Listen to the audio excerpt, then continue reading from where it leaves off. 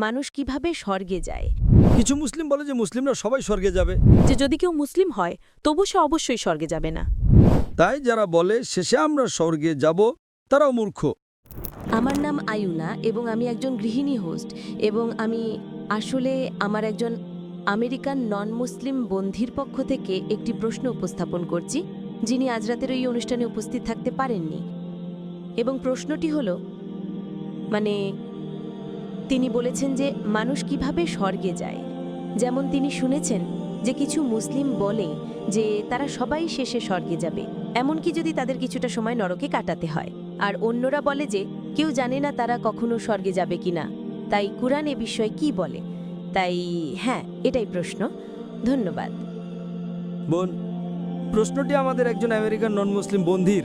হ্যাঁ, তিনি জিজ্ঞাসা করেছেন যে আপনি জানেন মুসলিমরা যদি কিছু ভুল করে শেষে তারা স্বর্গে যাবে, এটা কি সঠিক? হ্যাঁ, কারণ কিছু মুসলিম বলে তারা সবাই স্বর্গে যাবে, কিন্তু অন্যরা বলে যে যদি কেউ মুসলিম হয় তবু সে অবশ্যই স্বর্গে যাবে না, কিন্তু তাদের প্রথমে নরকে যেতে হবে এবং তারপর স্বর্গে যাবে, ঠিক না? এটাই প্রধান প্রশ্ন। হ্যাঁ, কারণ যেমন কিছু মুসলিম বলে যে মুসলিমরা সবাই স্বর্গে যাবে, হ্যাঁ, কিন্তু কেউ কেউ বলে যে এমনকি যদি তারা একজন মুসলিম হয় তারা স্বর্গে যাবে, কিন্তু প্রথমে নরকে যেতে হবে, তারপর পরে স্বর্গে যাবে। এইরকম প্রশ্ন হলো, যদি কোনো মুসলিম পাপ করে হ্যাঁ, হ্যাঁ, তারা কিছু সময় নরকে থাকবে এবং শেষে স্বর্গে যাবে, এটা কি সঠিক? হ্যাঁ, আল্লাহ কোরআনে সূরা নিসার 48 নম্বর এবং 116 নম্বর আয়াতে বলেছেন, যদি আল্লাহ ইচ্ছা করেন তিনি যে কোনো পাপ মাফ করতে পারেন, কিন্তু শিরকের পাপ তিনি কখনো মাফ করবেন না। যদি আপনি আল্লাহর সাথে শরীক স্থাপন করেন তবে আল্লাহ আপনাকে কখনো ক্ষমা করবেন না, যতই ভালো হন, কারণ এটা ইসলামের সবচেয়ে বড় পাপ। আপনার নিজের এখন যে মুসলিমরা শিরক ছাড়া অন্য কোনো পাপ করে, যদি আল্লাহ ইচ্ছা করেন তিনি পাপটি মাফ করতে পারেন। শিরকের পাপটি সবচেয়ে বড় পাপ যা আল্লাহ কখনো মাফ করবেন না, যদি আপনি মৃত্যুর আগে সংশোধন না করেন। আপনি মৃত্যুর আগে বলেন যে তা অনুসরণ করেছেন, কিন্তু যদি আপনি মুশরিক হিসেবে মারা যান তবে আপনাকে 100% নরকের শাস্তি পেতে হবে। কিন্তু যে মুসলিমরা যারা নন মুসলিমদের বলে যে শেষে আমি স্বর্গে যাব, তারাও বড় মূর্খ। নরকে থাকা কোনো মজা নয়। হ্যাঁ, হ্যাঁ, হ্যাঁ, আপনি 1 মিনিটও সহ্য করতে পারবেন না বছরের পর বছর। তাই যারা বলে শেষে আমরা স্বর্গে যাব তারাও মূর্খ, কিন্তু নন মুসলিমদের তুলনায় কম মূর্খ। নন মুসলিমরা চিরকাল নরকে থাকবে।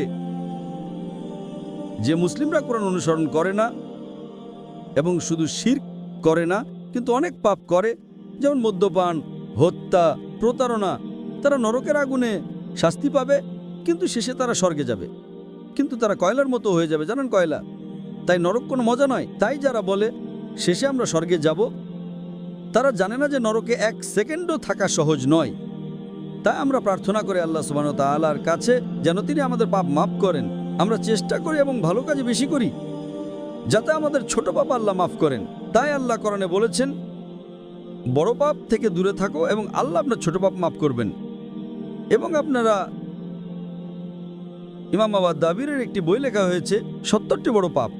তাই মুসলিমদের সতর্ক থাকতে হবে যাতে তারা শিরকে জড়িত না হয়। তারা সবসময় সালাত পড়বে, জাকাত দেবে, রমজানে ফাস্ট করবে, হজ করবে, বাবা মায়ের প্রতি ভালোবাসা ও শ্রদ্ধা দেখাবে।